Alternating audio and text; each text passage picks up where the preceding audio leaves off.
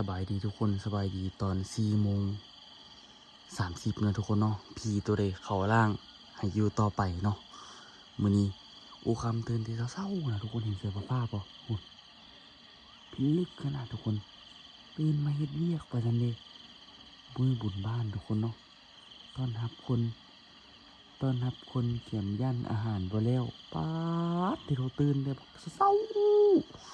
หากก็เคยเห็นตื่นเศร้าปะนี่แหละเธอเดียวนี่แหละเมื่อคืนนี่ก็นอนดึกกันเลยตื่นเศร้าอีกโอ้โหมีอย่างสิปานนั่นปีตัวใดที่มันอยู่กะสิ่งสถิตต่อไปเมื่อกี้ลองไล่มนละก็ยังบ่ออกโหดขนาดเลยปกติที่เป็นสะดุ้งวะโอ้เบิ่งเอา บุญบ้านได้ทุกคนในนี่ตัวที่เขาไปนอนต่อละมืดกึบเลย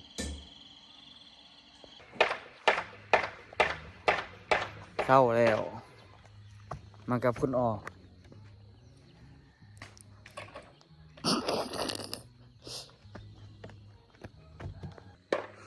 ก็สติแบบออกแต่เศร้าเลยอ๋อมันคือเป็นปองเพาะ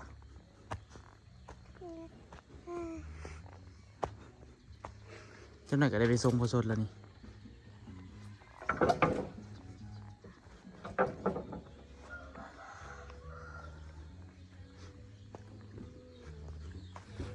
แกะแบบแต่เศร้าเลยเล็กอันนี้ก็สิได้มาโบกเมียนเนาะทุกคนเอาปูนมาอัดมันเมียนว่ามันเป็นขี้เมียง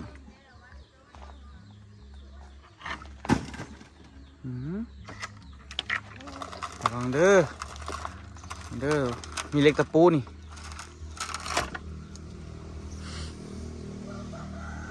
แม่จันบอกมาเฝ้าห้านบะมีไผ่ยูพอจอยไปส่งครูบา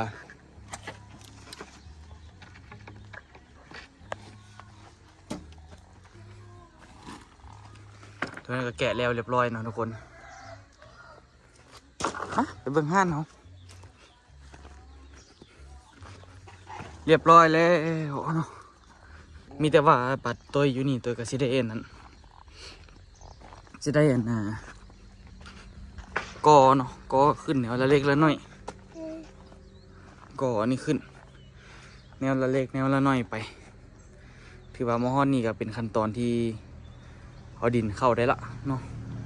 แต่เบิ่งตัวที่กอนะกันข้างๆนี้นิดนึงก่อนให้มันมีหม่องยึดเนาะเนาะกอคือกอตัวนี้นี่นะกอจนสุดขึ้นจากประมาณ3 ก้อนที่จริงครับมันซ้ำตัวนี้ก็ดีขึ้นกันเอาต้นเนาะใครก็หาก็ตื่นบนล้างหน้าล้างตาเลย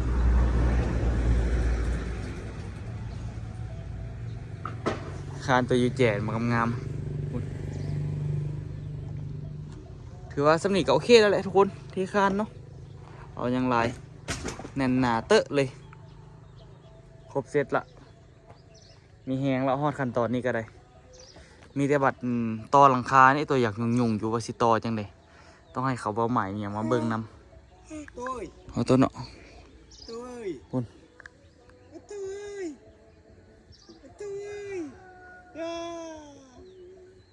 ที่อยากเบิ่งโฟนให้เราซับเ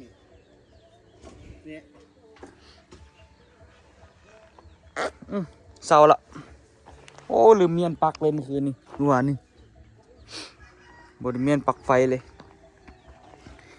พวกบล็อกที่แบบเป็นเศษนี่ก็สิเก็บลงลุมทั้งหมดเนาะเก็บลงลุมเก็บมาไว้มาห้องมาเอียงทั้งหมดเลยเดี๋ยวตัวชื่อค่อยๆเฮ็ดไปบัดมือบางทีก็จะเป็นมืออื่นตอนเศร้าๆตัวชีเบิ่งอันนี้ไว้ท่าเนาะนี่พอจอยพอดีมาตัวชีมาเบิ่งละมากออันนี้ท่าเพราะว่ามือนี้บทันละแล้วก็กอตัวแจนี่ก็ได้กอได้นี่ได้กอขึ้นให้มันตันกับหน้านี่คือแบบนี้ให้มันแข็งแห้งนะทุกคนให้มันยันกันไว้เนาะให้มีแนวยันกันไว้เอาดินมาใส่มาจึงบอเป็นอย่างไรเนาะทุกคนเก็บเครื่องออกทั้งเมิดแล้วก็โอ้ยังเคยได้ทีนี้ถมบ่ได้เลยนี่ตัวต้องได้ขุดส้วมก่อนนี่ต้องได้ขุดส้วมประมาณแถวๆตั้งนี่แหละ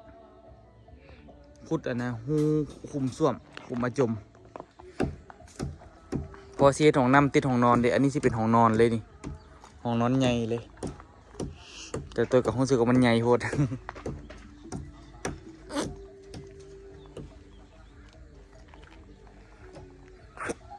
คานตัวนี้ก็สิได้ซีอีกนี่ซีหูอีกเพื่อสิได้เฮ็ดคานอันน่ะห้องน้ำเฮ็ดคานลอยทั้งถึงอีกหลายแนวเติบอยู่ทุกคนค่อยไปค่อยไป ตอนนี้กำลังออกรถไปส่งผู้สดเนาะแต่ว่าบ่ฮู้ว่าสิจังไหนเดี๋ยวสิไปลัดทางนั้นเลยคันเห็นรถสิน้ำรถเลย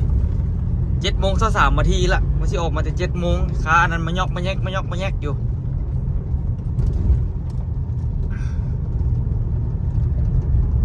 งานไอ้สี่งานอย่างน้อนี่เนาะมีงานตลอดเห็นหลังนี่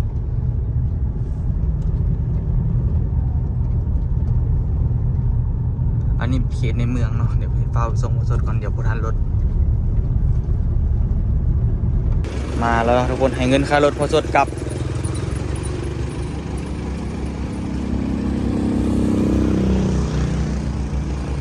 จักสิมีบนวางเลยบ่ตอนนี้ก็คือไปเลยละตัวกสิกลับเมื่อกี้อุตส่าห์กวักมือละได้ขี่รถนำเนี่ยมือได้ขี่รถนำออกก็เจ้าบ่จอดให้ก็จะบ่จอดทั้งคืนไปแล้วขึ้นละ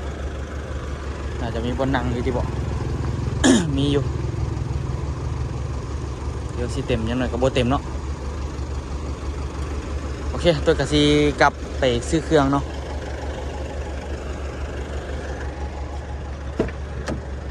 ดีแต่ตัวมาลัดอยู่นี่มันลดออกทุกคนเห็นบ่7:30ดีแต่ตัวแบบว่าตัดสินใจออกมาทางนี้คันว่าออกมาเสร็จนี่ตัวว่าบ่ทันรถดอกบ่ทันอีหลีอันตัวไปทางอ่ะนะคิวรถนะดีแต่ตัดสินใจไม่ลัดออกมาทางนี้ปกติตัวสิไปทางหลังคนมันสิใกล้กว่านะทุกคน เดี๋ยวอันนี้ตัวมาลัดทางนี้เลยกาว่าโอ้ยคันว่าอันนะไปเจอรถแล้วก็แม่นลัดรถเลยแล้วก็ขึ้นรถต้องพระเจ้าก็พอดีอีหลีเนาะมาสดไปแล้วผมเป็นคนสวยเวียกแบบนี้แต่บางทีเราสิมาอีกอยู่เราสิมาสวยอยู่เรากลับไปพักผ่อนก่อนแล้วก็60ปลายแล้วได้ทุกคนมาสดกันได้ประมาณ63นี่แหละอายุเพิ่นก็หลายสมควรเนาะทุกคนมาสู่สวยได้ซ้ำนี่ก็แม่นดีหลายล่ะดีหลายแฮงอายุเพิ่นหลายแฮงละมันมวยโหสุดนี่แฮงแล้ววับแฮงยุ่งแฮงไปบ่เป็นเลยกลับบันทุกคนกลับนี่ตัวกับประมาณวันที่แล้วบุญบังไฟนะทุกคนเนาะวันที่29ตัวก็สิขึ้นเมือเวียงละโอ้ว่าวันที่28เท่านั้นขึ้นเมือเลยบอกท่านจักสีเฝ้าไปยังไปกับผมยังเฮ็ดเลยว่าก็เลยว่าก็ไปวันที่อันนี้เอาซะวันที่29เอาแล้วบุญแล้วก็จึงเมือ ให้ทุกคนเดี๋ยวตัวสิไปซื้อเชือกฟางเนาะแล้วก็สิไปแวะตลาดหน่อยนึงซื้อเครื่องให้อูแล้วก็จึงกลับไปเฮือนเนาะบ่ได้ไปเที่ยวบ่ได้ไปลินหลังบ่ได้ไปลินสวนโดนหลับมีตั้งแต่เฮ็ดทานวันนี้งมแต่เฮ็ดทานบ่ได้ไปหลังบ้านเลยไปเจอกันเนาะก็สดกลับแล้วเด้อบ่ได้พาอย่างเลยบ่ทันทายเลยย่านบ่ทันรถบ่ทันทายก็บ่สดเลยย่านแบบว่านะไปแล้วบ่ทันรถแล้วสิยุ่งกับบ่ทันนี่ดิแถวนี้รู้สึกว่าคนเริ่มมาอยู่หลายแล้วทุกคนจองดินไว้แถวนี้แล้วเอาไว้ขายก็ดีกันก็คันมีเงินดอกเห็นไหมเริ่มปลูกสร้างมาหลายแห่ง8:41 นาทีทุกคนข้างบ้านมีคนมาลิ่นนำนะทุกคนงึดค่ะเขาเจ้ามาแต่8 โมงเช้านะทุกคน ทางด้านนี้พวกยังมีอยู่ทางด้านนี้ก็ยังบ่ทันมีแต่ว่าอันนี้นี่มาแต่8 โมงเช้าแล้วนี่กินเบียร์ไปประมาณ3-4 แก้วห้องเพลงแล้วทุกคนป๊าสุดยอดอาลีเฮ้ย อันนี้ตัวมาเกี่ยมเครื่องเกี่ยมของเนาะนี่เกี่ยมโต๊ะเกี่ยมตังไว้เนาะแล้วก็มีน้ำก้อนเนาะ มีน้ำข้าวปุ้นนี่เป็นตาแซ่บปะทุกคนมีปลามีตอนเลือดเนาะมีตีนไก่มีปีกไก่แล้วก็มีแกงแล้วเจ้าหน่อยตัวไปเอาซีนเนาะเอาซีนมาไว้เฮ็ดลวกเนาะแกงเล็กๆน้อยๆเราทุกคนแล้วก็มีอันน่ะทางเทิงห้านกับซิมีเทิงเถียงซิมีซีนเนาะทุกคนเนาะมือที่มีจันซื้อหันมาล้านหนึ่งเนาะประมาณ 2,000 กว่าบาทเนาะกะซอยไว้เรียบร้อยแล้วมีแต่เพิ่นมาแล้วก็ลวกแล้วให้เพิ่นกินจำแจวเพี้ยอยู่บนบ้านเขาจะสิกินซีนประมาณนี้แหละทุกคนกะพอมีให้กินเนาะทุกคนเนาะ เดี๋ยวเจ้าหน่อยตัวก็สิไปอาบน้ำดีๆแล้วก็มาท่ารับแขกเนาะแต่บ่ฮู้ว่าสิมีแขกมาปานใดเนาะก็สิมีหมู่อูมาเล็กๆน้อยๆก็บ่ได้ซีเรียสเด้อทุกคนไผมาก็มาไผบ่มาก็บ่เป็นหยังเนาะไผมาก็เลี้ยงเนาะทุกคนเพราะว่าบุญบ้านเฮาเต็มที่อยู่แล้วเนาะ ไปเดี๋ยวตัวไปเก็บเครื่องมาทั้งหมดก่อนเด้อแม่จันก็อยู่หน้าห้านเดี๋ยวนี้ไปใส่บ่ได้ส่งกินหอมหวนมันลั่นจวนใจหานบไม่ดูเอาเท้าเมื่อกี้นะคือขนาดนั้น เป็นอะไรเขาเรียกว่าอะไร เป็นน้องอูร้องซาน เป็นอันนี้เลยจะคอยมา คือโต๊ะอันแม่ขายน้ำอ้อยนั่นแหละ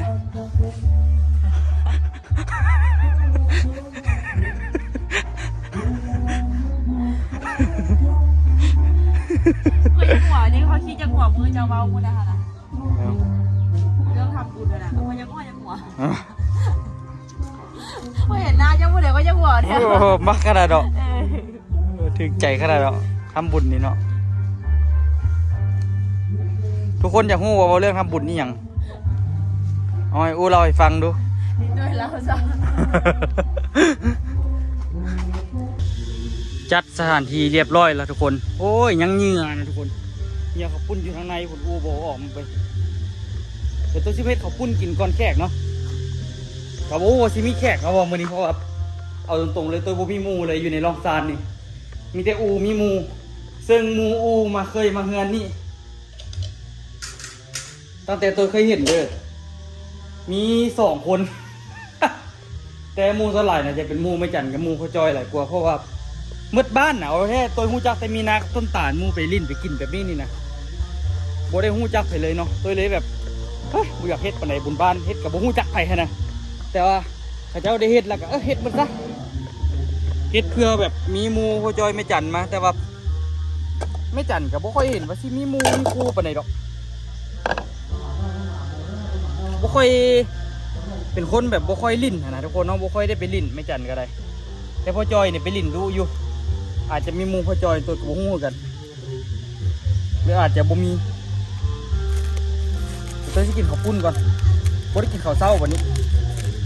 เบิ่งเขาเจ้าข้าวปุ้นเขาเจ้าบีบเอา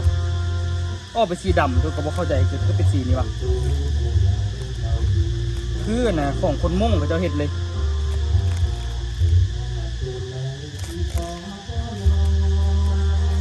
บุญบ้านที่เป็นประมาณนี้แหละทุกคนของโยของกินเนาะไปท่านก็มากินน้ำเด้อมาลินน้ำเด้อบุญบ้านเนาะ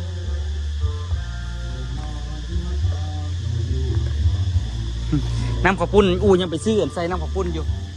ตัวมาโซ่กันเลยนี่ทุกคนมองน้ำข้าวปุ้น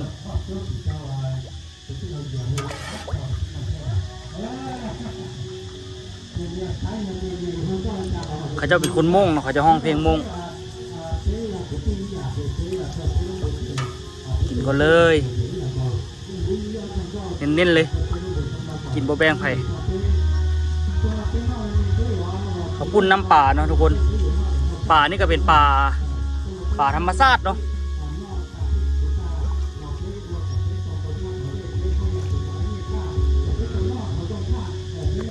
กินก่อนทุกคนปีกไก่นี่ตัวไม่ได้กินข้าวเลยเมาแท้มาว่าปีกไก่ไปนอนบริล่างฮอตตีนฟังเพลงมุ่งไว้ก่อนเด้อทุกคนเด้อข้าเจ้าห้องคาราโอเกะนะ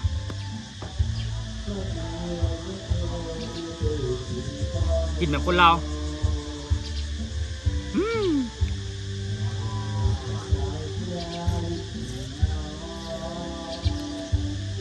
ไม่ถูกก็มีเลย ตะเกียบก็มีตัวบ่เอาแล้วว่าการกินข้าวปุ้นใส่แต่บวงแซ่บกว่า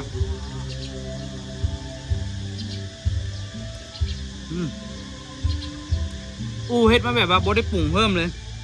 แซ่บ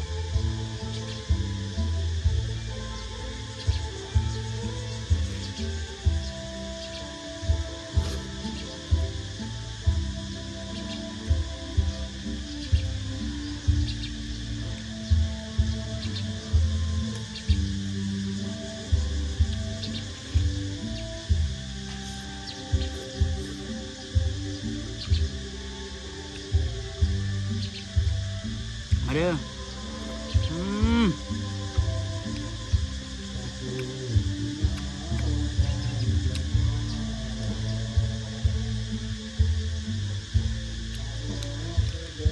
กระดูกเดี๋ยวจับมันเหนียวมือ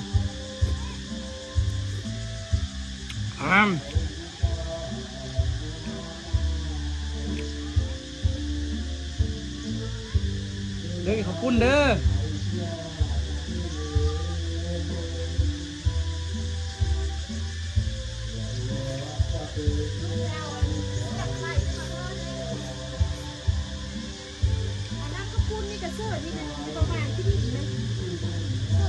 เอาเดี๋ยวไปใส่นั่นดิไปซื้อหม้อดิ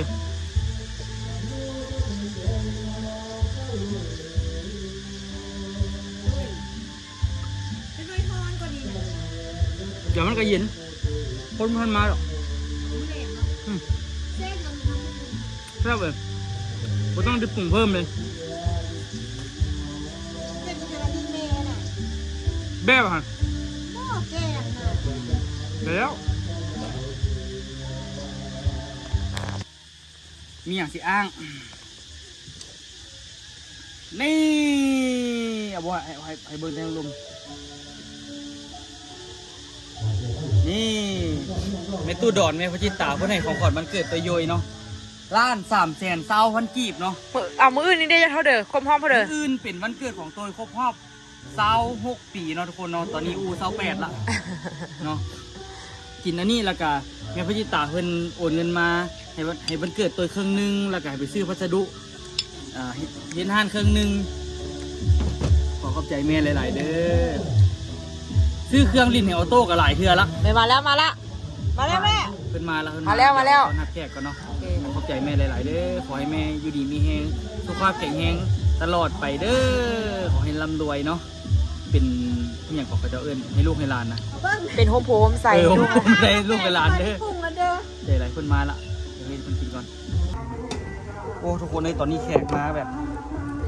หลายขนาดเลยแบบแบ่งกันทับแขกกับอูคำหัวกำลังปั่นเดี๋ยวนี้ตำหุ่นกับเจ้ากัน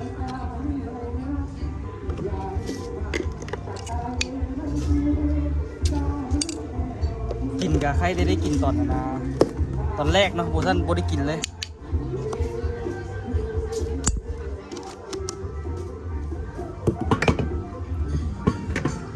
ฝีมือการตำหุ่นของตัวโยยนี่โบธรรมดาเด้อ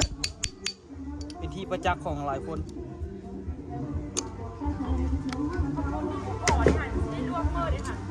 ผมก็ว่าบุพอผมว่าแล้วลวกผมว่าต้องลวกหลาย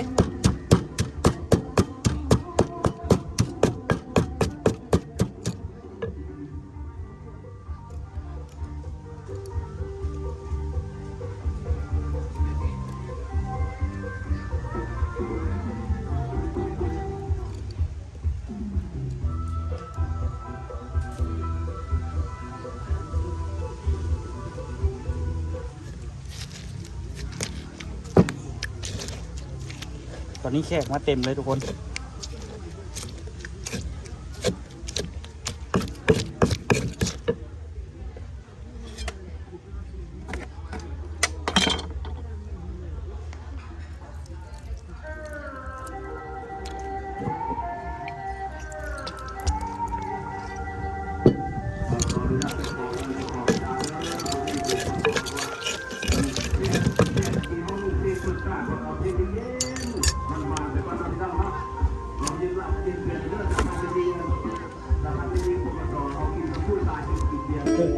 เซตบ้านนี้พอจอยถึงใจละ ใส่กันเด็กปีเลยนะ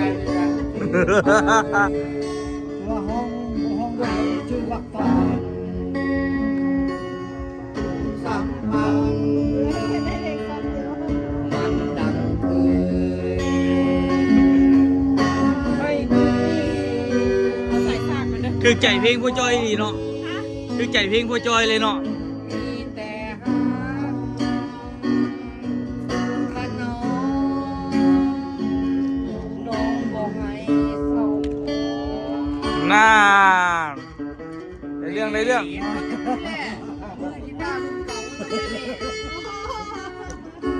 กินเบียร์เส้นแล้วมันได้แบ่งกินเบียร์เส้นเลย โอ้ยคักแรง ให้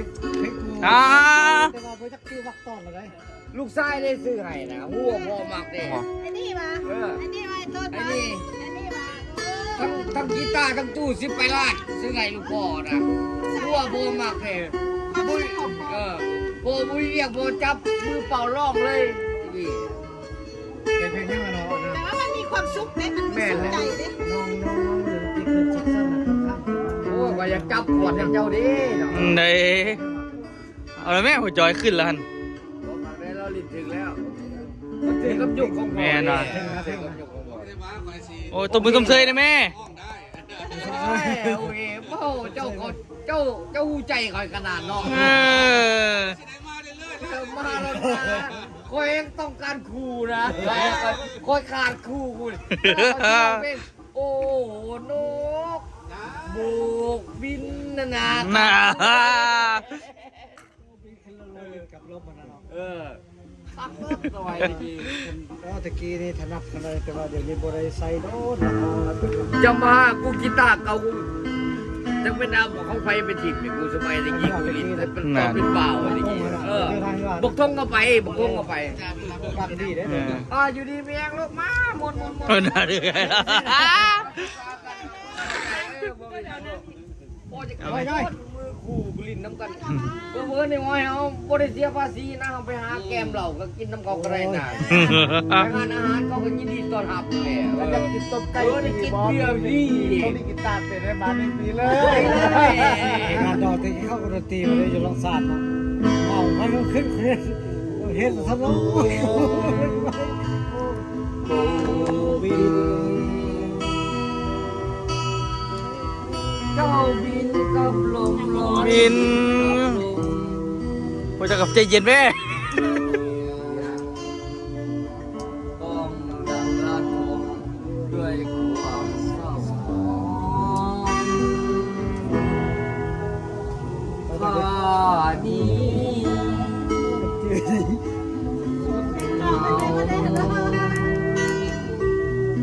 แต่มาเจอเรื่องการอะไรว่าทอดแฟนเก่า ใส่ ลืมแล้วว่าเป็นเมียอยู่ข้างเรื่องแฟนเก่าอะไรยังเมาเนี่ยมึงเรื่องแฟนเก่าจะเป็นเก่าอะไรฮะ ยังขาด เราสมมติว่ามักลมประสาทได้ไม่ได้กินเราห้องเพลงก็ไม่สิตะกี้นะ ใจ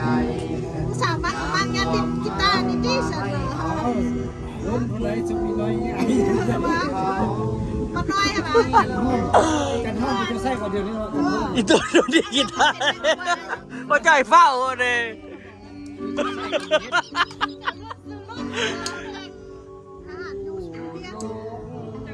กันห้องงามก็ โอ้ย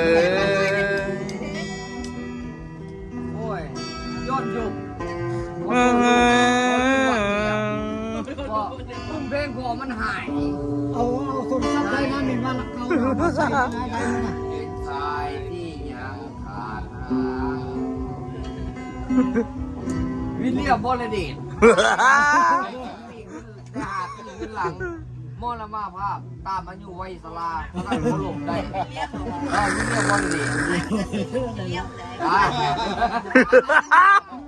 เออซื้อกับพี่ดีมาดิ บอลเดนเนี่ย